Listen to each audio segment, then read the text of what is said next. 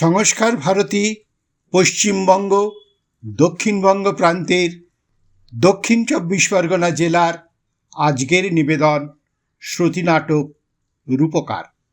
রচনা অমিতাভ মুখোপাধ্যায়, নির্দেশনা প্রশান্ত দত্ত, আবহ দেবব্রত মুখার্জি।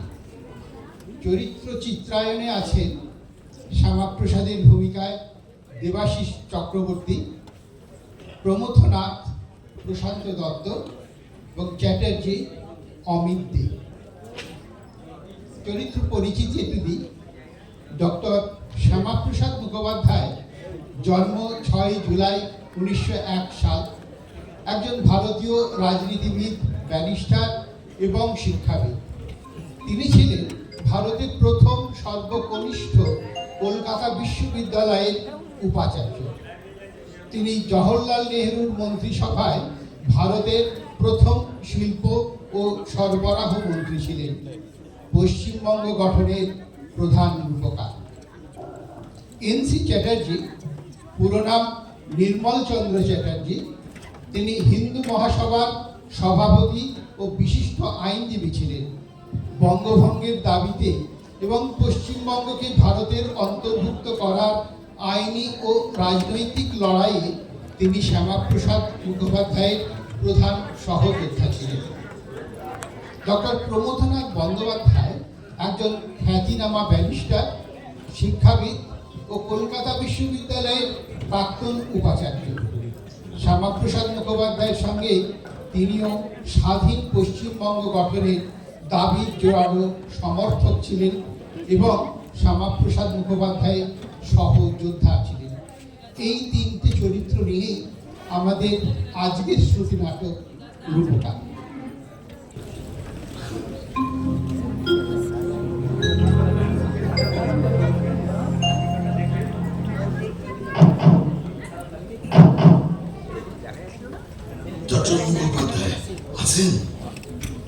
দরজা খোলা আছে, ভেতরে আসুন। আসুন আসুন প্রমথবাবু, আসুন আসুন, বসুন বসুন।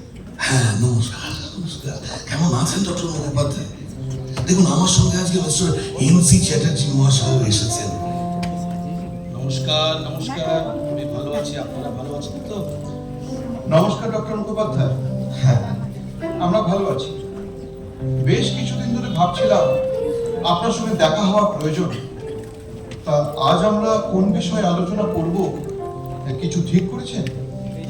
হ্যাঁ মিস্টার চ্যাটার্জি, বর্তমানে যা পরিস্থিতি, ব্রিটিশদের অর্থনৈতিক যে অবস্থা, তাতে তারা উপনিবেশক শাসন বেশি দিন ধরে রাখতে পারবে না বলে মনে হয়। আচ্ছা ডক্টর মুখোপাধ্যায়, বিষয়টা কি আরেকটু পরিষ্কার করে বলা যায়? দেখুন, গত বছর মানে 1945 এর সেপ্টেম্বরে জাপানের পতনের পর দ্বিতীয় বিশ্বযুদ্ধ থেমে গেছে, এই কথা সবার জানা। কিন্তু ব্রিটেন যুদ্ধে জয়ী হলেও আর্থিকভাবে সম্পূর্ণ দেউলিয়া হয়ে পড়েছে, এটাও তো ঠিক। হ্যাঁ, একদম ঠিক বলেছেন আপনি। যুদ্ধের ভয়াবহ গতিতে ব্রিটেনের এখন পাহাড় সম ঋণের বোঝা। আপনি কি জানেন তাদের এখন বিদেশের সম্পদ বিক্রি করতে হচ্ছে? ও তাই নাকি? এবং শুধু তাই নয়, তার ফলে তাদের অর্থনীতিতে ধস নেমেছে। এমন সময় এবছর ফেব্রুয়ারিতে মুম্বাইতে নৌ বিদ্রোহ ব্রিটিশ সরকারকে আরো দিশেহারা করে দিয়েছে। আসলে কি জানেন চ্যাটার্জি বাবু, নেতাজির আজাদ হিন্দ ফৌজ সিঙ্গাপুর থেকে যুদ্ধ ঘোষণা করে কোহিমা পর্যন্ত এগিয়ে এসেছে। তাতে ভারতীয় নৌসেনাদের মধ্যে আলাদা একটা সাহস জুগিয়েছিল, এই কথা মানবেন তো? নিশ্চয়ই নিশ্চয়ই, অবশ্যই। তারা এখন ব্রিটিশ সরকার কর্তৃক আজাদ হিন্দ বাহিনীর বন্দী সৈনিকদের বিরুদ্ধে দেশদ্রোহিতার অভিযোগের বিচার মেনে নিতে পারছে না, তাই তারা বিদ্রোহ ঘোষণা করেছে। হ্যাঁ, এই বিদ্রোহ মুম্বাই হয়ে করাচি, মাদ্রাজ ও কলকাতাতেও ছড়িয়ে পড়েছে। সাধারণ জনগণ, শ্রমিক এবং ছাত্ররাও নৌ সৈন্যদের সমর্থনে পথে নেমে এসেছে। ঠিক ঠিক। এই ভারতীয়দের যে ঐক্য, সশস্ত্র প্রতিরোধ দেখে ব্রিটিশ সরকার বুঝেছে যে ভারতের উপর তাদের নিয়ন্ত্রণ আর দীর্ঘস্থায়ী হবে না। ঠিক ঠিক। ব্রিটিশ প্রধানমন্ত্রী ক্লেমেন্ট অ্যাটর্নি দ্রুত সর্দার বল্লভভাই প্যাটেল অন্যান্য নেতাদের মধ্যস্থতায় পরিস্থিতি সামাল দিয়েছেন বটে, কিন্তু বুঝতে পেরেছেন যে নৌবাহিনীর উপর তাদের আর নিয়ন্ত্রণ হবে না। ঠিক, একদম ঠিক। আর সেই জন্যই ক্লিমেন্ট অ্যাটর্নি সিদ্ধান্ত নিয়েছেন যে ভারতকে যথাশীঘ্র স্বাধীনতা দিতে হবে। কিন্তু কার হাতে ক্ষমতা হস্তান্তর করবেন, এই ব্যাপারটাই তো দ্বিধান্বিত। মোহাম্মদ আলী জিন্নাহ সেই 1940 সালের দ্বিজাতি তত্ত্বের ভিত্তিতে পাকিস্তানের দাবি তুলেছিলেন, এদিকে আবার জওহরলাল নেহরু প্রধানমন্ত্রীত্বের দাবিদার।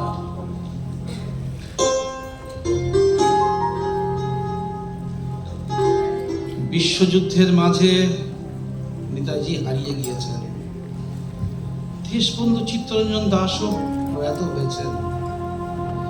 এই অবস্থায় বাংলায় যোগ্য নেতৃত্বের অভাব দেখতে পাচ্ছি, যিনি বাংলা তথা বাঙালির স্বার্থ দেখবেন। রাজ্য কংগ্রেসের একটি অংশ কিরণ শঙ্কর রায়, শরৎচন্দ্র বসু বাঙালির হিন্দুত্বের নিরাপত্তার কথা না ভেবে সংযুক্ত আলাদা বঙ্গ প্রদেশের কথা বলেছেন। হ্যাঁ, যদিও প্রদেশ কংগ্রেসের একটি অংশ এনাদের বিরোধিতা করে বঙ্গভঙ্গের প্রস্তাবে নীরব সহযোগিতা করেছেন। কেন্দ্রীয় কংগ্রেস থেকে সর্দার বল্লভভাই প্যাটেল আমার মতকে সম্পূর্ণ সমর্থন করেছেন, যদিও গান্ধীজি ও নেহরু এখনো দোলাচলে রয়েছে। আচ্ছা, আমি একটা কথা বলি ডক্টর মুখোপাধ্যায়, এই অবস্থায় যদি আমরা আপনার নেতৃত্বে হিন্দু মহাসভার মঞ্চ থেকে আন্দোলন গড়ে তুলে সারা বাংলা তথা সারা দেশে বঙ্গভঙ্গের দাবিকে জোরদার করে তুলি। বাহ বাহ বাহ, ভালো বলেছেন, ঠিক বলেছেন মিস্টার চ্যাটার্জি। তাহলে চলুন আজ আমরা তারকেশ্বরে আয়োজিত হিন্দু মহাসভার মঞ্চ থেকে বঙ্গভঙ্গের দাবিতে সার্বজনীন করে তুলি।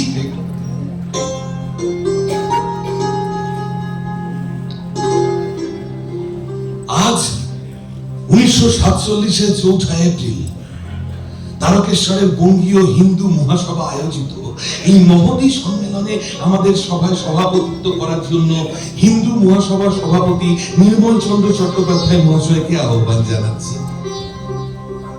সেই সঙ্গে প্রধান অতিথি হিসেবে ডক্টর শ্যামাপ্রসাদ মহাশয়কে ডেকে নিচ্ছি।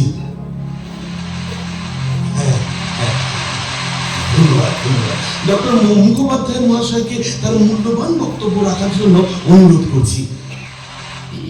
বন্ধুগণ, গত বছর অর্থাৎ 1946 সালের 16 আগস্ট আমরা মুসলিম লীগের গুন্ডাদের হাতে নির্মমভাবে হিন্দু নিধন দেখে এই সিদ্ধান্তে উপনীত হয়েছি যে হিন্দুদের নিরাপত্তার স্বার্থে বঙ্গ বিভাগ অর্থাৎ বঙ্গকে ভাগ করে হিন্দু সংখ্যাগরিষ্ঠ পশ্চিমবঙ্গকে হিন্দুদের হোমল্যান্ড হিসাবে প্রতিষ্ঠার দাবি জানাচ্ছি।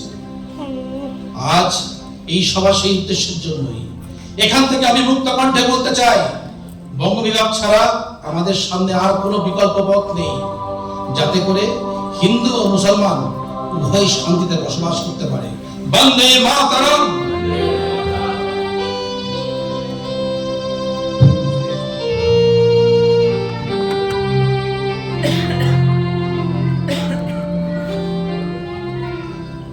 আচ্ছা, লক্ষ্য করেছেন ডক্টর মুখোপাধ্যায়, এই আপসহীন দুর্বার আন্দোলনের ঢেউ আজ বঙ্গ সহ সমগ্র ভারতে কিভাবে ছড়িয়ে পড়ছে। ঠিক তাই, আর ভুক্তভোগী হিন্দু সমাজও আজ উজ্জীবিত হয়ে উঠেছে। ঠিক তাই দেখে দাঙ্গাবাজ মুসলিম লীগ এখন তার নেতারা আজ হঠাৎ ছোড়া লাঠি ছেড়ে অহিংস ধর্ম নিরপেক্ষ হয়ে উঠেছে। সুরাবর্তী তো বলেছেন তিনি হিন্দু মুসলমানের মিলিত চেষ্টায় স্বাধীন সোনার যুক্ত বঙ্গ করবেন। হ্যাঁ, আর আব্দুল হাসিন বলেছেন যুক্ত অখণ্ড বঙ্গ, সংস্কৃতির বেহস্ত তৈরি হবে। জানেন ডক্টর, শরৎচন্দ্র বসু ও লীগ নেতা আব্দুল হাসিম তড়িঘড়ি একটা সংবিধানও লিখে ফেলেছেন স্বাধীন বঙ্গের জন্য, এবং সেটি কেন্দ্রীয় কংগ্রেস নেতৃত্বের কাছে পাঠিয়েও দিয়েছেন।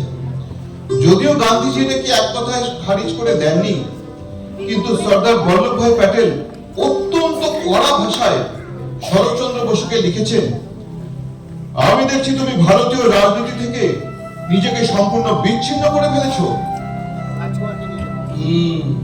মিস্টার চ্যাটার্জি, আপনাদের কথা আমি এতক্ষণ শুনছিলাম। এই আবুল হাসিম ও সুরাবর্তী আসলে বাবু, আমরা গত বছর 16ই আগস্ট 10 অক্টোবর দেখেছি। ঠিক। সুতরাং দেশ বিভাগ যখন অনিবার্য, তখন বঙ্গ বিভাগ করে যত সংখ্যক হিন্দুকে ভারতবর্ষের মধ্যে রাখা যায়, সেই প্রচেষ্টা আমাদের অপরাধ কোথায়? ঠিক ঠিক ঠিক আপনার নিরলস প্রচেষ্টায় বঙ্গ জুড়ে বঙ্গভঙ্গের সাপেক্ষে যে আন্দোলন গড়ে উঠেছে, তাতে কেন্দ্রীয় কংগ্রেস নেতৃত্ব আপনার সঙ্গে সহমত পোষণ করেছেন। যদিও শরৎচন্দ্র বসু, আবুল হাসিম আর বরিশালের অনুসূচিত জাতির নেতা যোগেন্দ্রনাথ মণ্ডল এর বিরোধিতা করেছেন। আচ্ছা, আপনারা দেখেছেন 6ই মে অমৃতাবাজার পত্রিকা একটা সমীক্ষা বেরিয়েছে যে বঙ্গের 97% হিন্দু বাংলা ভাগ চান।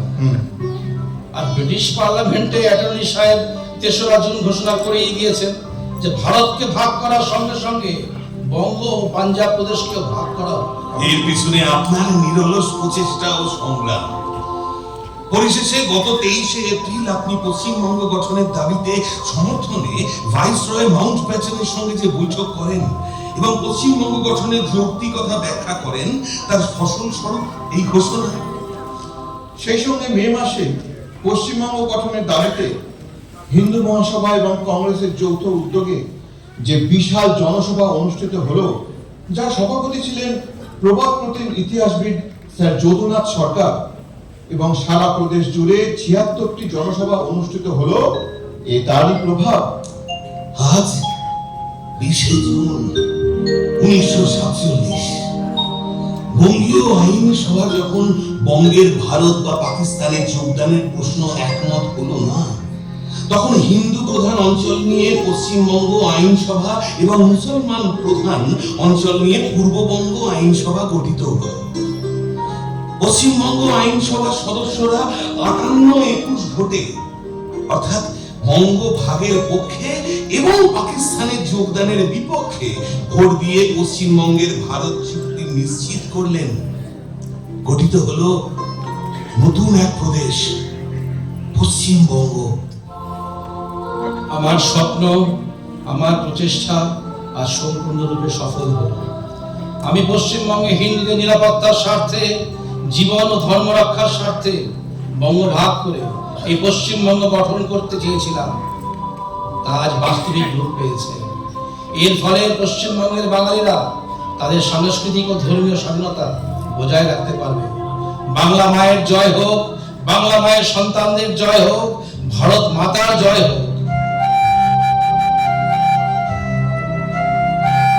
আজ এই মহামানবের শুভ জন্মদিনে পশ্চিমবঙ্গ গঠনের রূপকার ডক্টর শ্যামাপ্রসাদ মুখোপাধ্যায়কে আমরা জানাই 100 কোটি প্রণাম। শেষ হল শ্রুতিনাটক রূপকার, পরিবেশন করলেন সংস্কার ভারতী পশ্চিমবঙ্গ দক্ষিণ 24 পরগনা জেলা সংসদবৃন্দ। অসংখ্য অসংখ্য ধন্যবাদ আপনাদের।